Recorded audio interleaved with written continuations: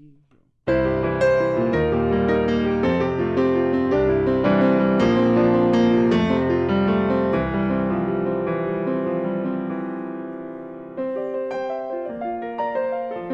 it's Tom Donald here from the London Contemporary School of Piano. And today, I'm going to show you 7 chord progressions, 7 of the best chord progressions for beginners.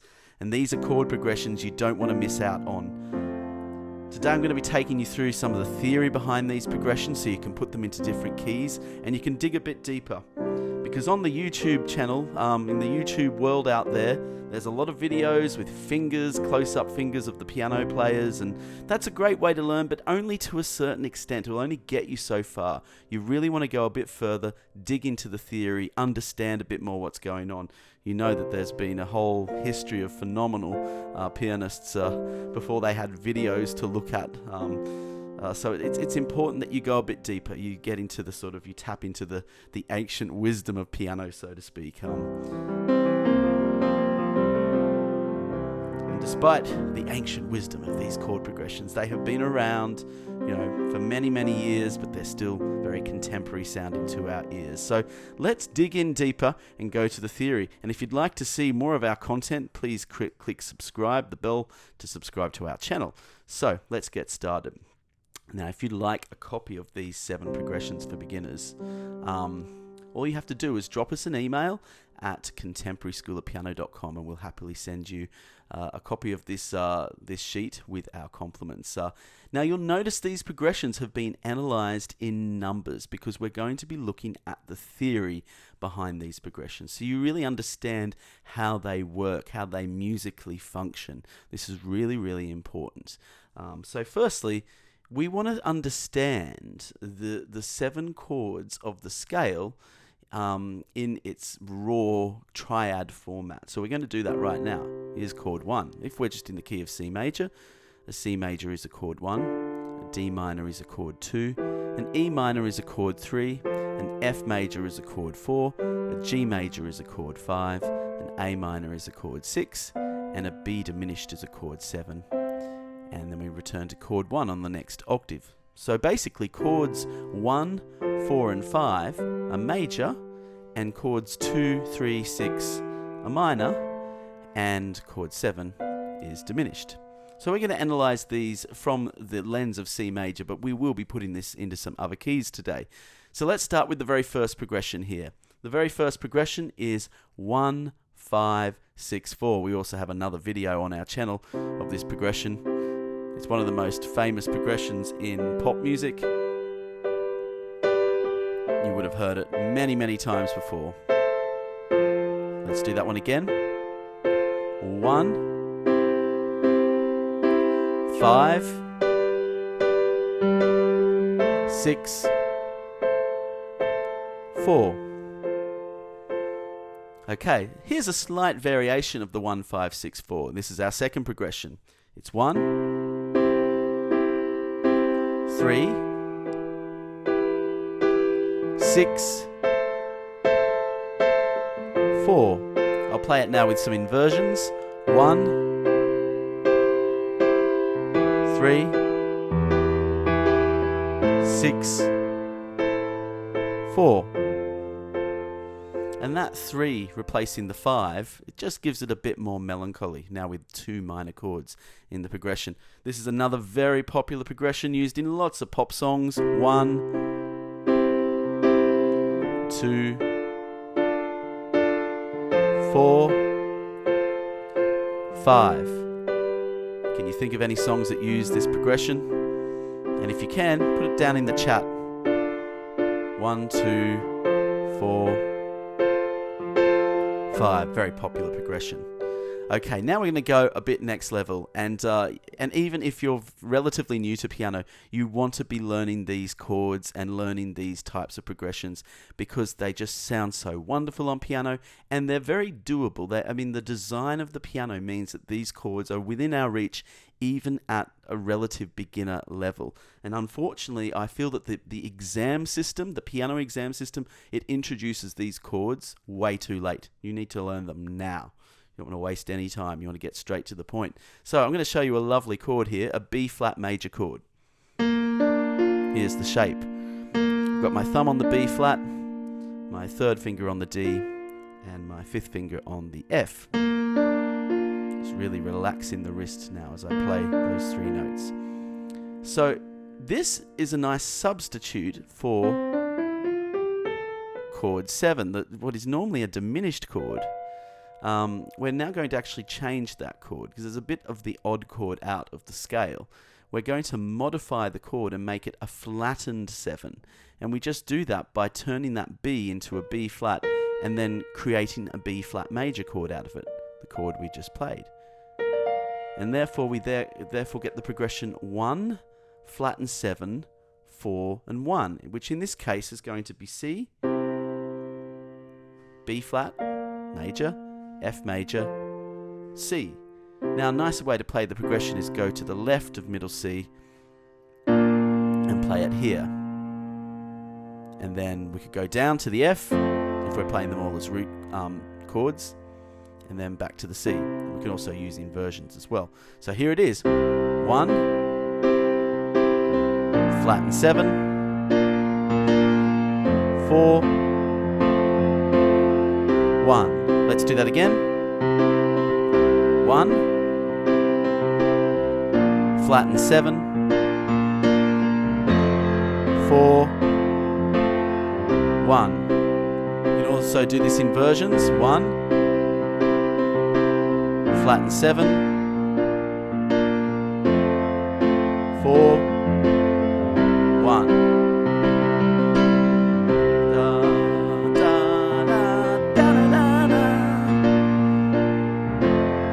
This is a good party trick, this one. There you go, you can host the next sing-song around the piano with all sorts of great tunes.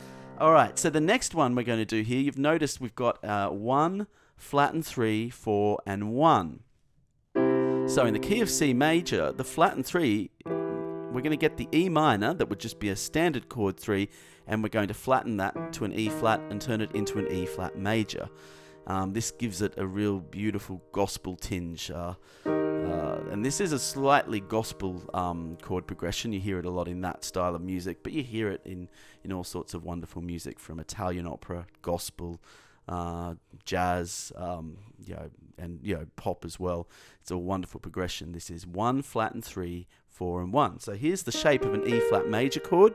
If you're a beginner and you haven't encountered this chord, again, another wonderful chord you should just get your fingers onto. You can put your thumb on the E flat, your third finger on the G, and your fifth finger on the B flat. Really relax your wrist. It's a lovely, lovely chord. Okay, so we've got C,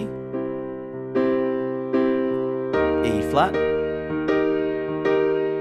F, C. Let's do that again.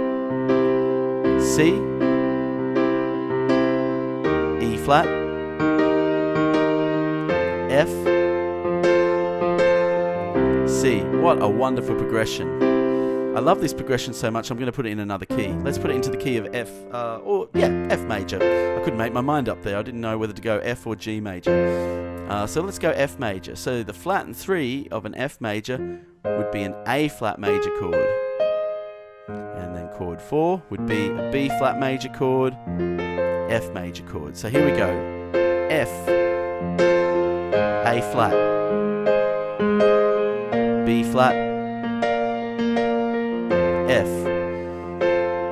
And if you'd like a copy of this crib sheet with these 7 chord progressions for beginners, just drop us an email at contemporaryschoolofpiano.com, and we'll also send you a special crib sheet of all of the 7 chords notated in all of the different keys, written out in all the different keys. So you have this little cheat sheet so you can transpose these progressions into different keys. And if you're really serious about your music, that's a really good resource for you. So just drop us an email, let us know you've seen this video. So now the next progression, we're going to start going a bit next level and start looking at some chord dissonances. So I'm firstly going to show you what some 7th chords look like on the piano if they're new to you.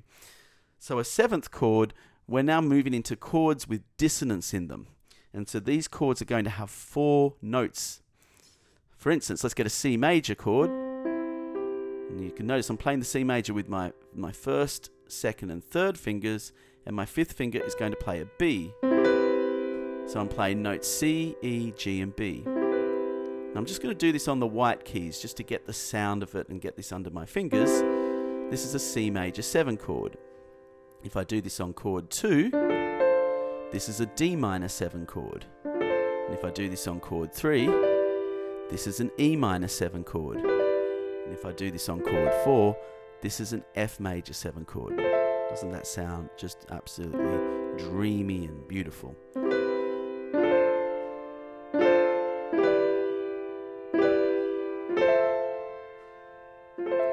So the next progression we're going to do is going to start on chord 4-7, which is an F major 7.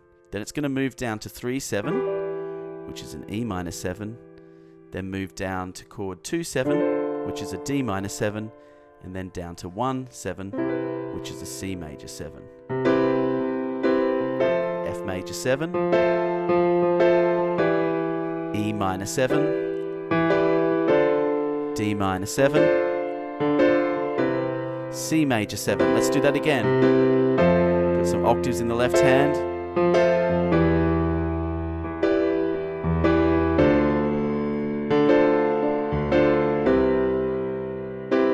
So let's have a little look at the theory behind that. Again, these are just wonderful chords, and you can get your hands straight onto these chords. So because chord 4 is an F major 7 in this progression, major 7 chords are usually notated with triangle 7. In jazz it is notated that way. However, in a lot of pop music it's also notated, as you can see to the right of the screen, it's also often notated as an abbreviation.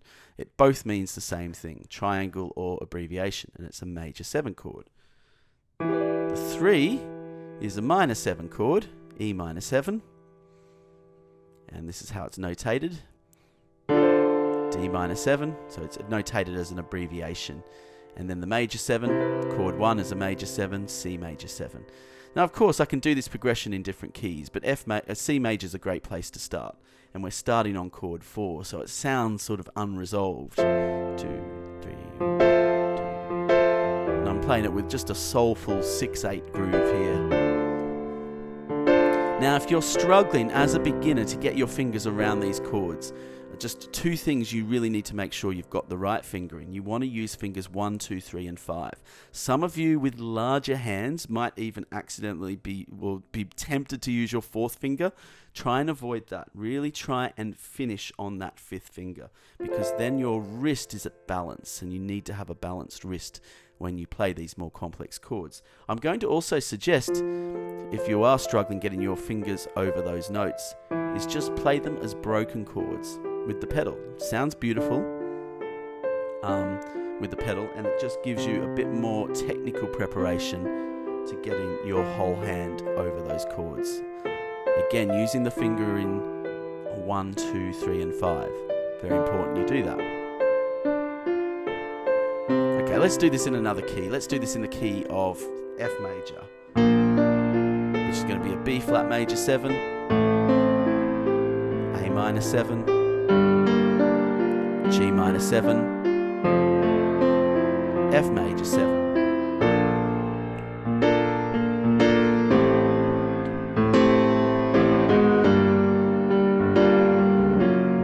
I added a couple of chromatic decorations there, but it was pretty much the same progression. So we're going to finish off with a nice little instant gratification party trick, which is always fun, particularly if you're a beginner, and it's suspended chords. And so this is really the 7th progression I'd like to share with you. But the cool thing about this progression is you can actually apply it to any progression. It's a nice little lazy trick that sounds really, really good, and it's used in a whole bunch of songs. This is pop music gold. It's also used a lot in musical theatre, actually, and it is the suspended 2nd chord. So this is an open C major triad, but we're going to turn this now into a suspended 2nd chord, a C sus2, and we do that by just dropping the E down to a D. So the chord is neither major nor minor. C, D, G. It's suspended. It's sort of hanging in the air. It wants to resolve back to its major counterpoint, but we're not going to do that. we're just going to let it sit on the C sus2. We're just going to leave it hanging and just play it in repetition. And the left hand, however, is still going to move to the bass notes of the chord progression. And we're going to finish with the chord progression we started with, 1, 5, 6, 4 in the bass. And we're just going to leave the right hand hanging on that C sus2. And it sounds just absolutely lovely. It even creates a whole wide range of other chords as a result of this dissonance.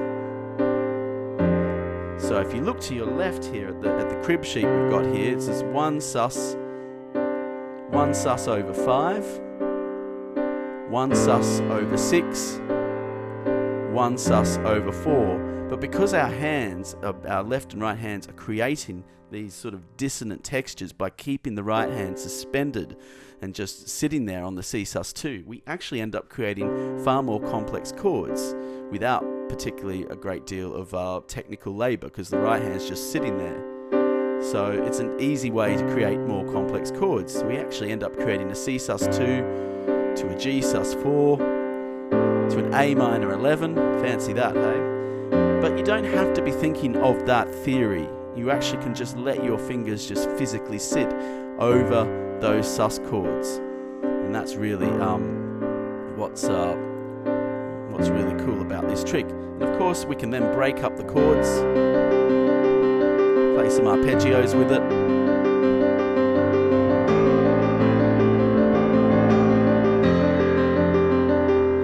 And you've heard that, I'm sure, in many, many songs.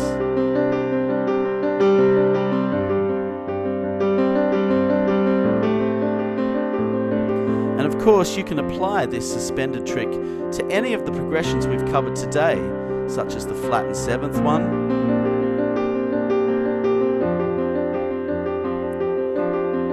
or the gospel flattened 3rd one,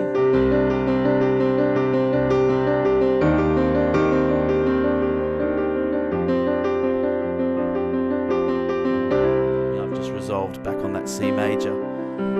And of course, you can practice these progressions in a whole bunch of other keys as well,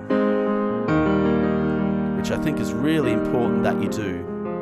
I've just jumped to the key of A flat major. What about B flat major?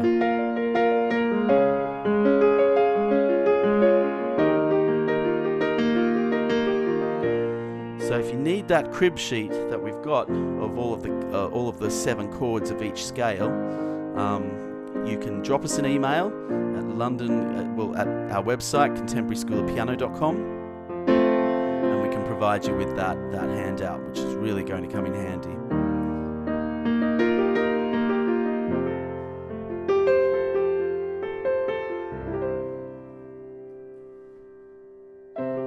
So I hope you found today's class helpful,